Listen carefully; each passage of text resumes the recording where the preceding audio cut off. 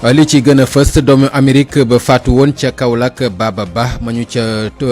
tuddoon ni moom moo ko faat ba tëj ko kaso faatu na moom itam ca ba mu doon bëgg rëcc ab néewam indi nañu ko Ndakaaru ngir def càmbar gi ci li ko rey l'hôpital bu Ziguinchor ñoom tàbbi nañu ci grève seeni payoor yu ñu leen ameel ak i ndàmpaay la ñuy laaj moom grève boobu directeur bu l'hôpital ba ñaawlu na ko ndax fii ñu toll ci wàllu mbas moomu ni ki démb fukki nit ñoo ci ñàkk seen bakkan mu yemoo ak ñi amee nag jàngoro ji wàññeeku nañ bu baax ponk yi buñ ci boolee xibaar yi bitim réew ak Barthélémy Ngom lay doon tàggat yaram Malal Junior Diagne moom lañ ciy àndal yéeni kaay yi Mamadou Mohamed Ndiaye ponk gis-gis tey jàppaleen ko ñu fas yéene waxtaane nag lu aju ci wàllu couvre-feu bi ndax am na njëriñ ci xeex mbas mi am déet niñ ko amale ci Ndakaaru ak Thiès dinañ ci dalal suñuy gan taataan ci seen xalaat mbokk yi nes tuut incha allah ñu di ko ak yéen ci yaatalu xibaar yi digg njolloor gi ak rajo Futur Média.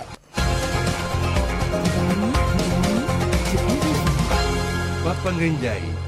Baba Ba Amadel lañ koy wax moom nag la ñu joxar bi ci ni moom boom doomu Amérique ba nekkoon ca Kaolack ca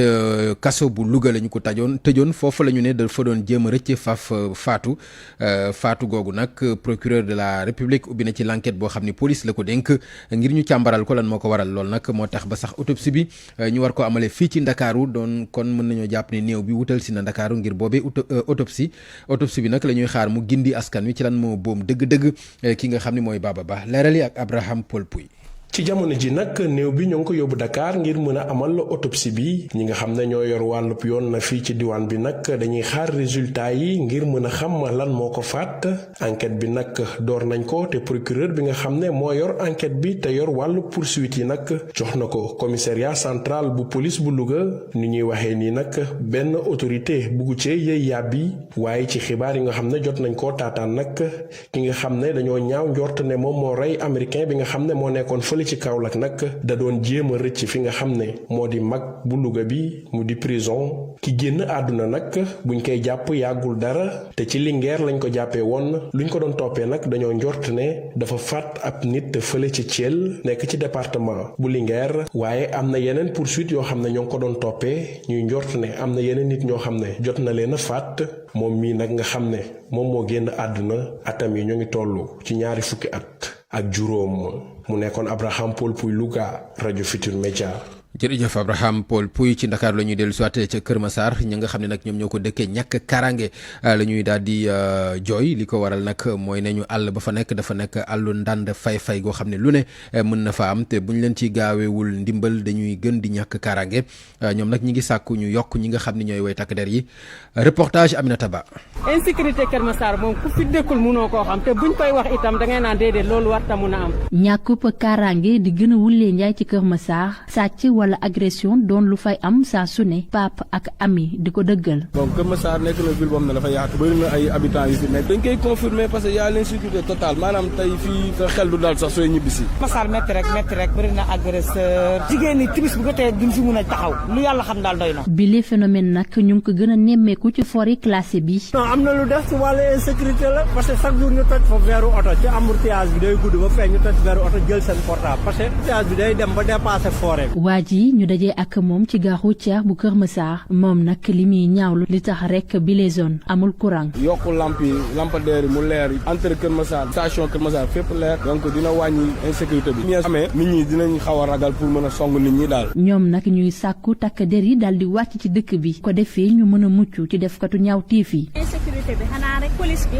jéem yokk vigilance bi ñu yokk tamit policiers yi comme ça ñu def ay patrouille garage bi gis nga ñu mu baree nit fu mu nekk nii mën nga yore sa dara ñu këf ko. service d'ordre bi mën nañ fi gën a bari daal. sécurité population bi ñu nekk ci daal. te ñun noonu lañ leen fi tegee teguñu leen fi pour ñu nekk ci caserne yi tëdd fa ñu leen di fay chaque fin de mois. Kër Massar nekk gox boo xamante ne ñi fay dëkk di gën a bëri saa su ne waaye loolu teewul ba tey jii askan yi fay yeewu di dund ak ñàkkub kaaraange. ñu wax ci geneen ñàkku kaaraange goo xam ni tere naa nelaw ñi nga xam ne ñoo dëkk ca peggu dëkk bii di Ngadiaga fa nga xam ne nag fa la teenu gaz bi di tàkke ay américains yu ñu yaakaaroon ni mën nañ ci dara boobaak léegi amul dara loo xam ne lu ñu ci def la loolu nag tax na ba askan wi ñoom ñu ngay ànd ak tiitaange ñu bari ci ñoom sax faf nañu tuxu Cheikh Anta Diop ci leeral yi. fii ci Ngadiaga askan wi nee nañ tiit nañu lool ndaxte fan yi yëpp daanaka bëccëg ak guddi dañuy dégg nag ay bruit yu mag a mag yuy jógee ci fi nga xamante ne fa la gaz bi di tàkke nekk Mame Samba Gadiaga moom moo jiite kuréel gi ëmb askan wi dëkk fii ci Ngadiaga. boo fa taxawoon tey di wax ak man boo sëggul ci sama nopp wax bu baax du ma dégg sax li ngay wax ndax bruit bi nu mu amee doole. tey jii sax am na ñi nga xamante ni ñi ngi dëkk ci dëkk bii di jël ak pël soriwul lool teenam gaz bii di tàkk ñu ci bëri nag dem nañu ci seeni mbokk ci yeneen i gox ngir mën faa toogandi. bari na ci ay chef de famille yoo xam ne dañu mujjee génn seen ay waa kër dem toxu ji dëkk ji faneen loo xamante ni tey état moo ko waroon def autorité ñoo leen waroon a génne depuis bi mbir mi tolloo fii. jamono yi nag mbir mi jéggi na dayo lool fii ci Ngadiaga ba tax ne mag ñi nga xamante ni ñi ngi fii ci dëkk bi nee nañ sax mbir mi dafa mel ni dafa am lu ci rax ba tax ne nee nañ bëgg nañu daje ak kilifa yi ngir ñu mën a sàkk ay sarax def ko ci bërëb yooyu ndaxte ñenn ci mag ñi sax nee nañu ci ay jamono daanañ fa gis sax ay jinne. waxtaan nañ ak magu dëkk bi mais liñ ñu xamal mooy mbir mi dafa rax wàllum rab ndax ñoom moyens yi ñu amoon yëpp def nañ ko jëli nañ benn société américaine Halliburton mu ngi fi depuis 15 jours mais ba léegi mënaguñu fexe ba fay teen bi. ñu jàpp nag teen ak gaz bi bi mu dalee tàkk ba léegi fukki fan ak juróom-ñeent ci weeru décembre la woon boobee ba léegi nag def na weer ak lu teg experts yi jóge fële ci États-Unis jamono yi nag ñu ngi wër teenu gaz bi ngir mën koo fay waaye nag mbir mi ba léegi antoogul. RFM Thiès Cheikh Anta Diop. pour man RFM mooy rajo bi gaaw ci xibaar yu wóor. RFM xibaar yu wóor te wóor. ñu wax ci mbas mi am na ci ñaari cas positif yu ñu gis ca l'école supérieure polytechnique ba nekk ca université Cheikh Anta Diop loolu nag tax na ba ndongo yi nga xam ne ñoo nekk ci école boobu ñi ngi sàkku ci seen naataango yi ñu gën a sàmmonteeg matuwaay yi docteur yi digle ñu ànd ci ak reportage yu Pape Mbaye Diaw. étudiants yi nekk fële ci ESP bu université Cheikh Anta Diop bu Dakar ñoom ci njàqare lan nekk gannaaw ba nga xamante ni nemmeeku nan fa ay kaawu coronavirus Aboubacry Thiam doon kenn ci ñoom. waaw am nañ njàqare trop moom instant bi moom den jaaxle nañ trop situation bi ma gis gars yi ñu ngi yokku waaw nit yi ñu ngi feebar ñu ngi dee aussi te loolu moom mu ngi si campus bi te je pense lu gën mooy ñu évacuer campus bi. étudiants yi di naqarlu comportement yi yenn seen moroomu étudiants yi ndaxte jamono ji ñuy wax coronavirus ca école ba ñu ci bëri mesure barrière yi respecté wuñ ko. dinaa tiit wax dëgg fa yàlla te am na ñoo xamante ni bi ñàkk a takk masque bi amaana seen bakkan rek lañ ko teg topp ci lu leen neex wax dëgg fa yàlla mais daal wax dëgg fa yàlla bu ma sañoon daal ku ne di takk sa masque daal ndaxte jàngoro ji ba tey mu ngi. parce que tey suba ñuy wax si rajo yi que am na cas fii nii école bi après nga ñëw gis élèves la plupart mais am na ñoo xam ne ay brebis galeuses quoi yu toog si ginnaaw bi. Alfred doon benn étudiant buy def informatique moom mi nga xam ne rek ne tey suñuy wax jàngoroy coronavirus ci école booba lu ci bëri étudiants yi ñoo ko waral ndax administration bi matuwaay yi war a jël yëpp jël nan ko. administration moom mi ngi def wàllam bu baax booy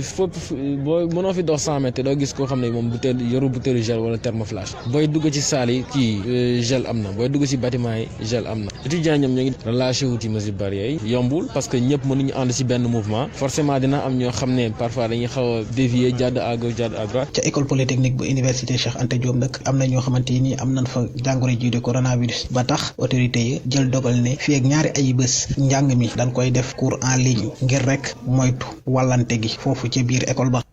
foofa ca biir école ba mu université ba la ñuy des ndax xam na ca benn waay boo xam ne dafa dox ba daanu dee nee ñu nag du étudiant jël nañu ab néewam yóbbu ko ca morgue bu kudd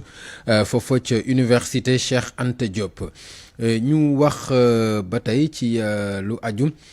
ci app bi nga xam ne nag moom la ñu jàppoon ngir couvre-feu bi juróom-ñetti fan yu mujj yi daanaka jeex na askan wi nag ñi ngi xaar diggante Thiès ak Ndakaaru ndax dañu koy wéyal am déet lu ci mën a am jëwriñ ji di Abdou Latif Coulibaly indi na ci ay leeral dénk ko Binta Diallo ñu teewlu ko. couvre-feu jeexul ci région Ndakaaru ak région Thiès ba ko président décrété léegi le 6 janvier ba tey moo fiy dox li nekk nag mooy ca doxalin bu njëkk ba couvre-feu bi dañ ko tegoon méngale ko ak li ñuy wax état d'urgence léegi li nga xam ne moo jeex depuis le 12 janvier bii ñu génn mooy état d'urgence waaye balaa état d'urgence bi di jeex président de la république dafa sàkk woon ci député yi ñu boote benn loi boo xam ne bii bu bees la ñu dugal ko ci biir loi 1969 loi bu bees bi ñu wote nag li mu biral mooy lii balaa ñu daan mën a def couvre-feu ca liñ gënoon a seetlu mooy dañ ko daan def àndale ko état d'urgence léegi nag ñu ne mën nañu def couvre-feu te duñu proclamer état d'urgence ci anam bii muy xëy musiba woo xam ne dafa këpp ci réew mi mu nekk musiba woo xam ne cab ndogal yàlla la ak musiba woo xam ne bii moo jógee ci li nga xam ne lii ci yàlla la waaye muy méngale boppam ak mbirum wërgu yaram bi ci bu bees boobee nag président mën naay doxal couvre-feu fu ne ci diiru benn weer ñu nangul ko itam bu benn weer boobu jeexee mu dugal beneen weer muy ñaar loolu ko yoon may léegi ci mayeef bu bees boobu nag la sukkandiku le 22 janvier bii barak démb mu xaatim benn décret ne léegi dugal na li nga xam ne mooy situation de catastrophe sanitaire loolee bu amee mën na def couvre-feu mooy couvre-feu mu ngi continuer ci région Thiès à région Dakar. ñu wax ci wàllu mbas mi ak masque yi nga xam ne nag suñu tailleur yi ñoom ñoo koy defar te ñu bari ne ay masque yu baaxul la ñenn ci askan wi nag jàpp nañ ni masque yooyu moom bu ñu leen ko fi jëlil ndax yomb na ci ñoom te itam moom la ñu am yeneen masque yi ñu leen bëgg a wax sax yooyee masque la ñu jàpp ne du masque ya gën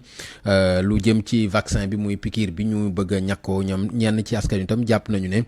daal seen xel dalu ca am na ci reportage bu ci Oumar Baw def ci Guédiawaye ñu ànd teewlu ko. xel nanguwul njiit sénégalais yi déglu tubaab yi ba ñu tere fii ci Sénégal ñu defaree fi ay masque il faut ñu défendre suñu masque yi. waaw. doomu sénégalais yu bari duñ ko nangu bi ñu sukkandikoo ci bii tailleur. bu ma sañoon de feebaru ku si bëgg a mucc ñëwaat si masque yi nii artisanat yi waaw. kii ñu xool feer bi ba waa na lay demee parce que yii vraiment mooy loolu. moomee nag Modou Masque lañ koy woowee. Modou Masque yi.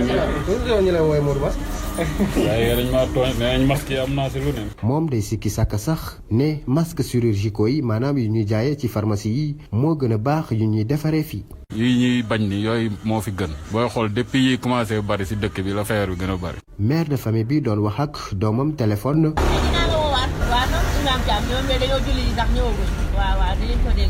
ab masque bi ñu defaree fii la sol mère Oumy Samb ne jaaxal na ko lool ni tubaab yi di dugale seeni loxo ci réewu Afrique yi. li nga xam ne li sa réew du defar kay loolu nga ne yow baaxul li ñu la indi loolu moo baax loolu kay gënul ci Sénégal yi tubaab yi dañ ñoo bëgg a noot rek loolu ñun ñoo ko nangu rek waaw ndax loolu suñ ñu ko indi loon ñu ne loolu duñ ko jënd ñun li nekk suñu dëkk sa noot gi ñu noot moom dafa ëpp sax. bile soudeur métallique nag tonton Maurice lañ koy woowee ci koñ bi moom dafa daal di liggéey ba sonn toog di noppalu ci buntu atelier am. moomee nag waxul masque yu ñuy defaree bitim réew rek waaye ku ñëw ne day bënn yaramam ngir vacciner ko dina defante ak moom. booyee boo corona bi jël ma mais man duma ko laal xalaatuma ko sax seen vaccin yooyu duma ko jël fenn xalaatuma ko parce que wóorul. doo jël seen masque doo jël seen vaccin. duma ko jël. njiit yi kon war nañu ubbi seen i gët bu baax ndaxte askan wi ñu dajal xamal nañ ne duñu mës a nangu vacciné wu waaye itam kenn du leen xañ masque yi ñu fiy defaree. ku nekk na sol masque. RFM Guédiawaye Omar Mbow. masque yooyu nag ñi bari ñi koy defar ci biir réew mi di ay artisan am na ndimbal loo xam ne bàyyi ko na ci nguur gi jëm ci ñoom ca Kaolack jëwriñ ji ñu dénk wàllu artisanat ma nga fa enveloppe bi nag toll na ci 20 milliards ak juróom waaye ci pàcc bu njëkk bi juróomi milliards la ngir séddale ko ñi nga xam ne ñooy artisan yi loru ci lii di mbas mi moom docteur Pape Amadou Ndiaye li mu xam ne nag mooy ñëpp mën nañoo jotandoo seen ay koppar faaw ñu def ko tepp Pape Amadou Ndiaye ñu déglu kooku Ibrahima Diamé. ñun tey président de la république Macky Sall ci baaxam ci yaatoom ak yërmandeem moo ñu yónni pour ñu indi ndimbal li nga xamante ne moom la jox artisan yi mu ñu ñëw jox ko askan wi loolu la ñuy wax aide Covid tey jii nag yàlla dafa def ñu ñëw ci région boo xamante ne région bu am solo la di ñaan artisan yi ñu wan ñu teey dal bi nga xam ne moom la ñu wanee ba bas bi amee ba tey ndaxte tey liñ ñu indi enveloppe bu njëkk bi mooy 5 milliards mu des 20 milliards ndax 25 milliards la ñu président jagleel kon 5 milliards yooyu su egsee xel nangu na ne dina am ñu jot ak ñoo xam ne du ñu jotati kon ñi nga xam ne jot nañu sant yàlla ñi nga xam ne jotaguñu nañu taaxirlu incha allah lañ ci man suñu kéem kàttan dinañ ko def ba ñoom ñëpp ku ci ne la nga war a jot incha allah di nga ko jot. RFM rajo askan wi. liggéeykat ya ca l'hôpital bu Ziguinchor ñoom ñoo nekk ci grève ñoom nag seen i payoor yu ñu leen ameel ak i ndàmpaay yu ñu leen war a jox loolu la ñuy wax nañu leen ko jox ci la ñuy raak noonu ci la ñuy xeex ñoom médecins yi ñoom tam dañuy laaj sax ñi nga xam ne ay fajkat spécialiste lañ ñu am leen foofa ñoom liggéeykat yi ñi ngi ne daal maanaam ay bés ba la di ñëw dina gën a tar ci ñi nga xam ñooy kilifa yi ngànk l'hôpital ba muy ay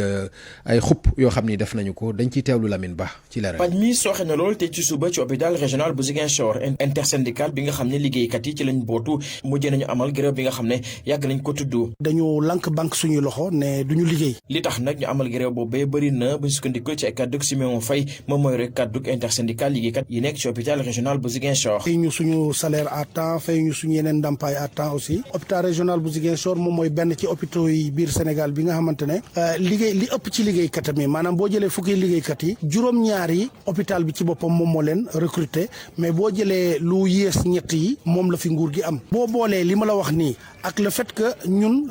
ci li ñuy leble biir hôpital boo xoolee client bi gën a rëy moom mooy nguur gi waaye nguur gi aussi bu bëggee tourner wëlbatiku ne hôpital bi man maa ko moom waaw amel naa leen bor nga gaa waaye du ma leen ko fay moom bu fayul hôpital du mun a fay ñooñu amuñu cardiologue fu mu toll nii amuñu cardiologue amuñu médecin sauvetage même médecin urgentiste sax amuñu ko. bu kilifa yi jógul saafara jafe-jafe nga xam ne moom la ñuy tudd danañ teengal li nga xam ne nag moo di grève bi semaine yi ñu jublu bu ñu sukkandikoo ba léegi ci kàddu Siméon Faye. xeex bi moom ñu ngi ko tàmbalee woon ak ay toogaanu ñaxtu waaye bu fekkee nag loolu yëpp nag pour bëgg ñu déglu ñu saafara problème bi bu fekkee nag nguur gi nag day tëx-tëxlu aussi bon semaine bii di ñëw moom xam naa ne ñaari fan la ñuy toog banque suñuy loxo te plus semaine yi di ñëw plus ñuy yokk bés yi nga xamante ne dañ koy toog banque ko suñuy loxo. ay semaine ngi ñi nag ñu ngeen nemmeeku ay jafe-jafe ci hôpital régional bu Ziguinchor diggante liggéeykat yi ak seen directeur mu doon situation bi nga xam ne tàmbali na di am njeexital bu baax a baax ci paj mi ci biir hôpital boobulee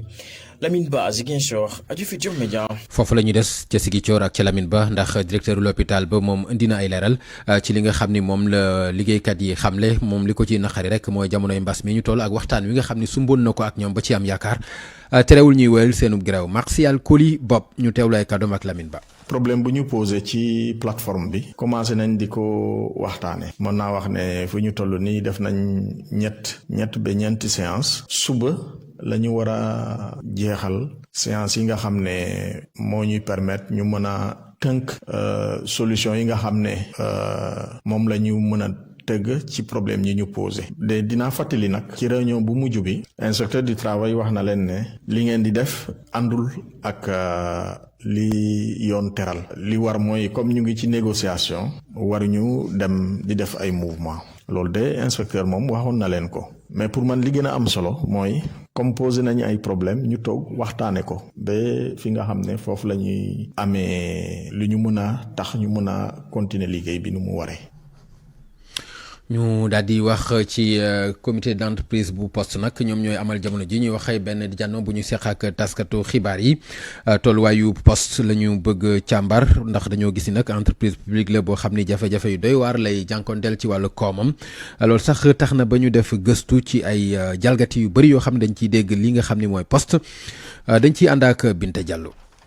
détournement koppar mi ngay bëgg bare ci agence su poste yi chef bureau de poste bu Dakar Étoile ci pàttali yoon da ko tegoon loxo di division des investigations criminelles octobre ba la ñu génn ndax dafa jëloon ci kees yi téeméeri million sunu ay koppar jël xaalis bi nag daal di koy may sëriñam ñu ni beneen càcc boo xam ne am na ki ko def mooy receveur grande poste de Dakar ay millions ci suñuy koppar moom itam la jël gannaaw nag bi mu defee loolu dafa daw na mër kenn gisu ko bi mission de vérification bi dikkee fekk ko fa mu teg si daal di tëj portable am kenn mënu koo jot ba tey jii loolu la suñu ay confrères yu Libération bindoon ñaar fukki fan ak ñett ci weeru octobre 2020 suñu correspondant ba nekk Ziguinchor moom itamit ci benn correspondance moomu doon def ci rajo bi ci avril 2019 dafa fësaloon ne am na détournement fanweeri million ak ñeent ci suñu koppar benn agent poste bu Ziguinchor moom moo ko jël ndax koppar yooyu sax dañ ko bëggoon na jox ñi nga xam ni ñoom la ñu may bourse familiale moom ci boppam mujj nañ ko jàpp yóbbu ko ca kaso ba ci 2018 ba tey fële ca Kaolack sunu correspondant Ibrahima Diamé du ko dëggal 150 millions ci sunuy koppar ca agence poste finance boo xamante ni gisoon nañu ko fa ba sax ka jiite woon moom itam tegoon nañ ko loxo yóbbu ko kaso bu weesoo yenn détournement yu bari yu am ci société nationale poste ka fa nekkoon itam nekkoon directeur ba daanaka gestion wam noonu lañu ko critiqué woon 2018 amicale des diplômés des écoles des postes dafa laajoon Sirédia mu leeral déficit bu tolloon ci téeméer ak juróom-ñetti milliards ci sunuy koppar boobu ba tey furaas dalu xëddeen bu ñu jógee ci poste ñu wax ci douane ndax journée internationale muy bés bi nga xam ni àddina wërngal këpp jagleel nañ ko douane ñu koy màggal nag ci réew mi Sénégal itam desu ci ginnaaw loolu sax tax na ba ñu amal benn taxaw seetlu ci métier douane ndax ñu bari ci askan wi ni ñu leen di jox xarbe di leen ko xoole daal mooy ñoom dañ fay nekk rek di jël alalu askan wi waaye ndekee leneen nag mi ngi ci seen ginnaaw bu war a mën a tax ñu jox leen cër bu yaatu reportage Salimata Aw. douane di institution boo xamante ni daanaka ci dëkk yëpp la nekk moom nag ay jéegoom mi ngi ko jëm ci xool lépp luy dugg ak luy génn rawatina nag ci wàllum koom mu nekk institution boo xamante ni ñu bëri xamuñu ko naka mel na Ousmane moom li muy faral di dégg ci douane moom rek la jàpp. li mu siy dégg la quoi. comme ay affaire ay douanier parce que xam nga rek man moom ay yenn yi nekkuma si quoi. comme parfois da ngay dégg gars yi ne douanier yi du ma ne ñëpp nag am na ñoo xamante ne carrément moom jum nañ mais comme ñi di yàq seen der quoi man laay wax ñun ñoo gën a tax ba affaire douane moom musul nekk sama xel quoi. lu wute loolu ak xalaatu ko vieux Cheikh Ndiaye moom nag bëgg douane ak fonk douane nee na loolu la mës a def ndax xam seen njariñ. mais c'est que jàngoo xamoo luy douane xamoo luy dara soo gisee douane si da nga koy móolu xale yi loolu la ñu xam. il faut nga intellectuellement il faut nga am quelque chose dans la tête pour connaître la douane. connaître la douane et douane daal dama ko xayma boo xam ne dafa baax si dëkk parce que actuellement nii adduna bi yëpp la état bi amul xaalis bu muy denc si keesam. amul machine bi defar xaalis mais xaalis douane xaalis impôt lay jël defar si ay route defar si ay hôpitaux. Mbaye Tine moom ñëw di wax ni douane mësu koo intéressé boo ko tëkkaleeg yeneen i métiers yi. non. pourquoi métier bi neexu la wala. non neexuma naqariwuma dama ko xamul daal. maanaam comme policier wala sapeur ni ma neexee daal fekkuma ci douane. ci bés bi nga xamante ni moom lañ jàkkleel lii di douane li ñu nemmeeku rek moom mooy ñu ci bëri ci Sénégal yi xamuñu njëriñam. mu nekk institution boo xamante ni li ko tax a jóg moom mooy def ay contrôle ci wàllum kaaraange ak lépp loo xamante ni dajale la itam ay taxes. RFM bitim réew. RFM bitim réew bàkk bi daanu na Barthélémy Ngom lañ ci fas yéene àndal Bart maa ngi lay nuyu. maa ngi lay fay Papa Ngagne Ndiaye. dañu koy tàmbalee ak njiitu Tchad gawoon ñu tëj ko ñeenti at yàlla terewul nag ñi nga xam ne ñooy askan walaru woon ci ay loraangeem ñoom ñi ngi wéy di laaj seen i ndàmpaay ba tey. li ko waral Union africaine ci boppam moo waroon a taxawal ab kuréel ngir dajale fonds yi nga xamante ni ca lañ leen war a joxe seen i ndàmpaay boobaak léegi nag Union africaine defu ci dara looloo tax ab kuréel goo nga xamante ni dafa dajale ay organisation yuy sàmm ak yelleefu doomu aadama yi di ko ñaawlu ci kuréel yooyu bokk na ci Amnesty International Seydi Gassama mooy directeur exécutif bi ci wàll bi féetee fii ci Sénégal ñu teewlu ko ci. tey sentiment bi ñu am mooy maanaam Union africaine dañ leen bàyyi dañ leen abandonné procès yu ñu atte bi ñu amee léegi dañ leen abandonné parce que dëkkatuñu fenn Union africaine ak état yu mel ni Sénégal ak Tchad wax ci mbirum indemnisation boobu nag statut chambre africaine moo ko prévoiroon ne dinañ créer benn fonds boo xam ne dinañ ci def alal bi dina jógee ci moomeelu Hissène-Habré moomeel boobu nag dañ ko war a saytu gis ko évaluer ko jaay ko pour mën a alimenter fonds bi waaye tamit alimenter ko par des contributions maanaam xaalis yi nga xam ne état yi ñoo koy joxe ak Union africaine ak ñeneen partenaires internationaux Union africaine nag moom moo am responsabilité enclencher procédure bi fexe def fonds bi taxaw waaye bi léegi defuñu dara dafa mel ni acte bi ñu amee rek dañuy raxas seen loxo te loolu vraiment bokk ci engagement yi nga xam ne moom lañu jëloon moo tax victime ñu ngi leen di rappeler te les engagement di ko rappeler tamit état yu mel ni Sénégal ak Tchad pour que ñu porter le combat là pour que ñu mën leen indemniser. ma ngoog mu nekkoon Seydi Gassama di directeur exécutif bu Amnesty International section Sénégal Hissène-Habré nag Papa Ngagne Ndiaye ci fàttali chambre africaine extraordinaire te nekk fii ci ëttu àtte yu Sénégal ñoom ñoo ko daanoon tëj ko giiru dundam maanaam prison à perpétuité ndax crime de guerre crime de contre l'humanité ak torture maanaam métital doomu aadama yi ñu ne daal daf ko doon def ci jamono ba mu jiitee Tchad. ñu wax ci ay élections législatives yu war a am ca Côte d'Ivoire PDC yi ñoom nag samp nañu lu toll ci téeméer ak ñeent fukk ak ñeent ci ay candidats. li mu candidat yu bari ñoo fas yéene jongante ci élections législatives yooyu la ñu fas yéene amal juróom-benn fan ci weeru mars jàpp leen ne sax ñaari téeméer ak juróom fukk ak juróomi siège ci ñaari téeméer ak juróomi circonscription ya ci moom la ñu nekk ji jongante waaye nag circonscription yooyu le PDC yi daanaka fu ne am na fa kenn bu dul PDC yi di ay alliés ñu jàpp ne nag parti Henri Konan Bédié bi dafa aligné lu toll ci téeméer ak ñeent fukki candidat PDC yi nag daanaka fi mu gën a sukkandiku daal mooy région yi nga xamante ne ñoom ñoo ëpp yi nit waaye nag taxul mu bàyyi gannaaw yeneen région yi maanaam réew ma yëpp daal la ñu tànn ay candidat ngir ñu teewal leen foofu la ca pencum ndawi réew ma. ca Centrafrique lu toll ci ñeent fukki fipp muy ay rebelle boom nañu leen kaaraange gi moo leen rey ak ñi nga xam ne ñoo leen di jàppale. ba tax na sax ñu nangu dëkk bi nga xamante ni moom la ñuy wax Boda te mu nekk digganteem ak Bangui toll ci téeméer ak juróom fukki kilomètre foofu nag ay rebelle ñoo fa ne woon ay weer a ngi nii tawanoo yi nit ña loolu nag armée bi dakkal na ko gannaaw bañ leen boomee daal di jëlaat dëkk boobule force centrafricaine yi ak seen i alliés it daanaka defaat nañu beneen offensive fu sorewul ak dëkk bi ñuy wax Lambi loolu tax na ba ñu jàpp ñeenti prisonniers rebelles yoo nga xamante ni mujjanteel gi dañ leen andi fi nga xamante ni moo di Bangui. ci Amérique la ñu jëm lu jëm nag ci mbiru Donald Trump ci wàllu yoon daanaka tàmbali nañ ko ndax jébbal nañu li ñu koy toppee ci Sénat ba. waaw ca lañ koy toppee bokk na ci la xewoon ca Capitole ba weer yi fan yee weesu ci ak it discours bi nga xamante ne defoon na ko laata ñuy def jëf ju ne mel nga xamante ne metti na lool waa Amérique. coup de fil maanaam woo bi nga xamante ne woowoon na ko it kii di secrétaire d'État bu Géorgie doon sàkku ci moom ne ngir mu wutal ko ay voix foofu la ca Géorgie fekk na résultat élection yi ñu certifié woon ko ba noppi xamle ci ne Joe Biden moo gagné foofule loolee nag tax ñu samp ñaari laaj nan nañ mën a comprendre procédure de destitution boo xamante ne dañ ko def jëmee ci kaw président boo xamante ni nekkatul en exercice ak it yan risque ñoo ci war a mën a tukkee jëm ci Donald Trump mu di ñaari laaj yu nga xamante ni laaj nañ ko kii di professeur Ousmane Seye mooy directeur WARC lii la ñu wax. Donald Trump mooy benn président américain boo xam ne bi defal nañ ko procédure de destitution après son mandat de deux moom mooy le seul président américain boo xam ne bi lu mel ni def nañ ko ñaari yoon. Troisièmement bon su fekkee ne démocrates yi convaincre nañ républicains yi pour que ñu am majorité des 2/3 yu wote di kon à partir de ce moment am na droit am yoo xam ni daf koy perte lu mel ni droit civique maanaam war a mun a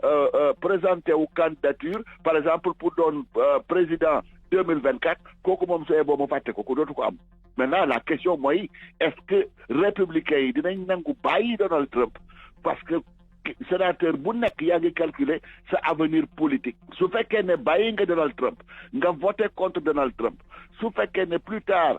Donald Trump ñi koy topp bari nañ lool parce que fi mu ne wàcc na lool li ñu def 6 janvier à envahir Capitole bi kooku américains yi ñu ngi koy jooy ba léegi ñu bari bàyyi nañ ko est-ce que loolu day continuer ce qui fait que sénateurs yi voté contre Donald Trump ñu mettre dans le courant de l'opinion publique est-ce que nag ñi nga xam ne ñoo doon ànd ak moom dinañ tellu si àndaat ak moom kon su fekkee ne wote nañ contre Donald Trump dinañ ci perte affaire bi daal enjeu bi 3 la. waaw enjeu bu bari ñoo nekk ci destitution boobu léegi di kàddu yi professeur Ousmane Sène njiital WARC ñu jàpp ne Pape Ngagne procès wu Donald Trump maanaam àtte bi juróom-ñeenti fan ci weeru février lañu koy tàmbali délai boobu nag dana ko négocier rek ngir mun ko may moom Donald Trump mu waajal bu baax a baax lii di défense am ma ngoog jeex na. jërëjëf Barthélémy Ngom ñu ngi lay gërëm bu baax di la sant ci xibaar yi bitim réew yi ñu daal di dikk dal ci xibaar yi yéenekaay yi fas yéene ci ànd ak wala bala ñu ñëw ci xibaar yooyu sax ñu ñëw ci tàggat yaram Malal Junior Diagne lañ ci àndal Malal maa ngi lay nuyu.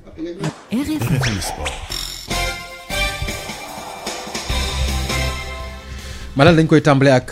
programme bu Augustin Senghor nag xam nga ni samp nam ndëndëm ci CAF. am na ci yéene waa génération foot nag mel na ni rafetlu nañu programme bi nga xam ni moom samp na ko. ñu sukkandikoo ci kiy dénk seen communication ñoom waa génération foot nee na la mu wane nii bu ñu ko falee ci diirub mandat ba loola lay doxal loola bokk na ci li Afrique yi teewoo ngir jëm ca kanam waaye yamu ca moom Talla Fall di nekk itam directeur bu GF TV ne. CAF dañ ko war a dénk sénégalais wala africain bu am fulla ak fayda bu mën a defante tey liggéey ngir football Afrique jëm ca kanam waaye waruñoo dénk CAF koo xam ne dafay nekk di raasaatu ak topp ca gannaaw nasaraan si loolu daa war a jeex ci continent bi Talla Fall la ñuy déglu. tey ñi ngi dem ci élection boo xam ne gis nañu ne Augustin ci campagne am exposé bi mu def wane na ne tey changement yi la bëgg a apporter au niveau de l'instance faîtière parce que tey campagne dafa am lu mu laaj te Augustin ni muy présenter programme ak ni mu koy dérouler ak ni mu ko envisager da ngay xam ni kii il est sûr de ce qu'il fait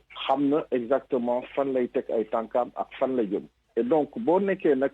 ci campagne génnee sa programme parce que tey avantage am mooy que génnee na programme am xam na li nga xam ne moom la bëgg a apporter comme changement et yàgg na ci biir CAF gis na li fa xew xam na li fa xew donc tey bu demee ba war a mën a dérouler programme am c'est que africain yëpp war nañu mën a xam ne kii c'est le candidat idéal parce que tey am na ci ñoo xam ne dañ la naan ñi ñooy chouchou Infantino kii la bëgg kële la bëgg te ñoo ñëpp tey ñu ngi traîner ay casserole parce que li ñu daaxee amaat loolu la ñu mën a daaxee ñeneen ñi parce qu'ils sont tous impliqués donc africains yi tamit il faut que ñu xam seen bopp xam ce que l'on représente. On est 54 fédérations qui vont pouvoir voter même pour l'élection du président de la FIFA donc loolu nag waruloo jël un bénéfice di ko jiital dañu war a mën a am programme pour l'Afrique donc 54 pays yooyu nag ku nekk war nga xam ëllëg kan lañu war a dénk les destinées du football africain et warul doon koo xam ne rek day nekk à la solde de la FIFA dañ ko naan defal lii nga def lii defal lii nga def lii non dafay doon koo xam ne aussi tamit day peser ci décision yi parce que fi muy toog la et kaddu Afrique lay yore te Afrique nag mënutuñu nekk rek di nekk à la traîne. ñu daal di wéy Papa Ngagne. ñu daal di wax ci lu jëm ci CAN 2021 U20 nag Mauritanie ñoom daanaka pare nañu. pare nañu ngir organiser googu lay xew nga war a tàmbali fukki fan ak ñeent ci weer bi ba juróom-benn fan ci weeru mars mu ni jëne ko football ci ñetti ci stade ci ñu teg ci ñaari dëkk te woowee réew di Mauritanie jokkoo nañ ca Cap-Vert demoon ak seen secrétaire général di Ahmadou Mbérik ngir mu dikk ci naka la ñu namee organiser gi les compétitions. Et les préparatifs vont bon train. Je pense que. fi mu toll nii Mauritanie moom noppi nañu ci dalal Coupe d'Afrique bi nga xam ni Coupe d'Afrique xale yi la te mu war a door fukki fan ak ñeent ci weeru février ba juróom-benn fan ci weeru mars gële lépp yemb na ci wàllu stade yeeg yoon yi ngir dalal compétition bi. dinañ ko nag amal ci ñetti stade ñaar yu nekk ci fii di Nouakchott ak benn bu nekk fële ca Nouadhibou loola ngir fexe ba compétition yi jaar ci yoon te lépp mën a mate dara bañ a manqué léegi nag ñi ngi nekk di dabalaat yi jot a ñàkk mate ngir lépp mën a jaar si yoon xam nga nag bu ñuy waxu organiser moom dëgg-dëgg nunu Mauritanie dañoo bëgg a gañe moo tax nu organiser loolu nag moom na bu nu ko kenn waaye jongante la boo xam ni daal gars yi Afrique dinañ ci ñëw dañ leen teeru ñun nag bu ñu organiser daal dañoon suñu sago moo nu gañe ndax loola day bokk si liy yëkkati suñu football te loolu kese moom ci la ñuy liggéey soo ba ngoon jot couronne tous ces efforts là. ñu jeexal ak wàllub CHAN bi tey jii danañu yeggali journée yu mujj yi ci poule C nag ñoom ci la ñu dugg ne Ouganda Maroc nooy laale bu noppee Togo ak Rwanda ci googee poule Maroc Togo noo jiitoogum bu nu amee ndam mbaa nu tëwoo mën na noo jàll. ci wàllub biti réew noo jeexal tey jii am na jongante bu noo xaar ca Italie mu jëm si quart de finale Coupe d'Italie ne Inter de Milan mooy dajeek à Milan AC. ñaari équipe bi Papa Ngagne ñoom ñaar ñoo bokk benn dëkk ñoo bokk benn stade waaye wujje bu tar dox seen diggante ba sax bu ci kenn di recevoir moromam dafay soppi turu stade bi bu nekkee ne Milan mooy fay recevoir dafay nekk San Siro bu nekkee nag ni Inter moo fay recevoir dafay daal di nekk Giuseppe Meazza waaye benn stade bi la am ñaari tur nga bañ ne kon seen wujje tar na ñoom ñaar lool. ca Angleterre tey ji Manchester City bu fa jëlee ndam dafay daal di jiitu ci googu les Premier League ndax ñoom West Brom la ñu dajanteel. Arsenal dina fekki waa Southampton Crystal Palace di équipe bu Cheikhou Kouyaté ñoom danañu daje ak waa West Ham Alaji Papa Ngagne. jërëjëf Alaji Malal Junior Diagne ñu gërëm la bu baax ñu dikk daal nag ci yéenekaay yi ni ñu ko junjee woon ak Mamadou Mouhamed Ndiaye. Comptoir commercial de plomberie du Sénégal CCPS Electronic Corp ak seen marque bi di Beko seen gamme Opalia ak seen savon de Marseille créole ñoo leen di may li ci yéenekaay yi. jërë ngeen jëf si fini julug tubaab coronavirus bàjjo bi ma ngay jaabaytoo ci biir université journal La Tribune moo ko bind ubbil yéenekaay bi ci ESP di école supérieure polytechnique ba ci université Cheikh Anta Diop bu Ndakaaru yéenekaay bi nee nañu tëj nañu ko ci diiru fukki fan ak juróom ndax dañu fa nemmeekul la ëpp fukki cas coronavirus ñaar ñoo nga ca département gestion am na ñaari cas coronavirus ca génie civil am na ñett ca campus ba benn professeur ñetti élève ak benn technicien de surface bu jigéen ci ñoom la ñu nemmeeku woppi coronavirus bi yéenekaay bi nañu te nag laata ñuy dégg feebar bi ci université Cheikh Anta Diop bu Ndakaaru déggoon nañu ko ci université Gaston Berger ba ca Ndar ñu dégg ci page 5 bu Vox Populi li Covid 19 bi liggéey ci réew mi ci 24 heures yi ñu génn juróom-ñaari nit faatuwaat nañu ci feebar bi juróom fukki cas garaaw ak benn ak ñaari téeméeri cas ak juróom-benn fukk ak juróom-benn yu yees ci corona bi am na ci réew mi source wa nañu coronavirus boobee ma ngay wan waa Daara Jolof lu dara jarul faat na fukki nit ca Linguère faat na juróom-ñetti nit ca Daara ñàkk di vaccin yi ñuy séentu ngir mën a aaru ci coronavirus bi enquête dina kay mi ngi ñuy xamal ne mathématiques yi bari na ca benn moo di yi réewi Afrique yi ñoo ngi nas ay pexe ngir seet nan la ñu mën a def ba ñàkk seenu askan te ba léegi amaguñu takk bu wér ci ñàkk yu ñuy séentu ana ban moo ci gën a efficace anki dina kay xamal nañu it ne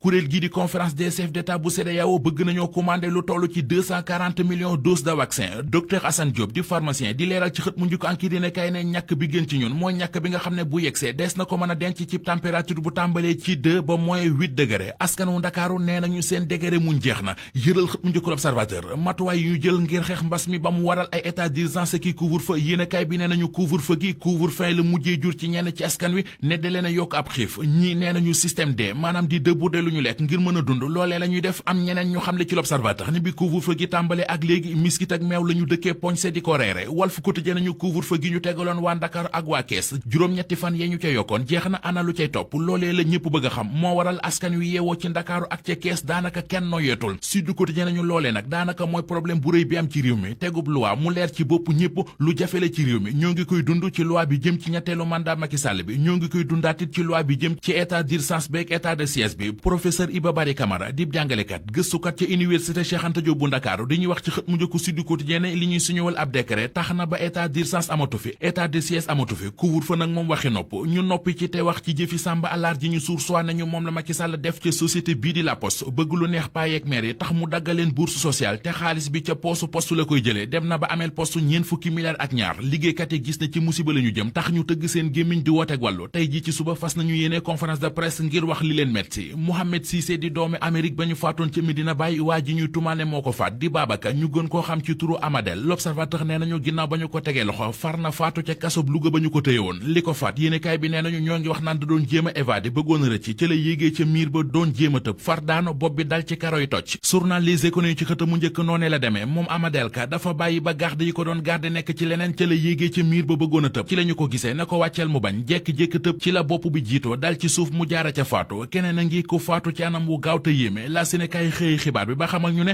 moo di avocat bii di maître Oumar Diallo ca tribunalum Dakar fa la faatoo dafa amoonub dossier demoon plaidé ko ba mu noppee bay génn ca tribunal ba ca buntu tribunal ba fa la ko malaise dale gendarme ya fa nekk woo sapeur ñu jël ko yóbbu ko hôpital principal bu Ndakaaru foofee la faatoo moom avocat bi di maître Oumar Diallo juróom-benn fukkeet ak benn la amoon li am ci xët mu njëkk L'Observateur doy na waar ma nga amee ca Tëngéej mu di sennas ndaw su am jëkkër moom la yàlla nattu ba aw faram ëmbal ko mun na bu ëmb bi ba wasin jël doom ji dem sànni ko ci armeel yi journal bi nee nañu xaj yi taxawàllu fa la ñu fekk liir ba def ko jëf ju ñaaw.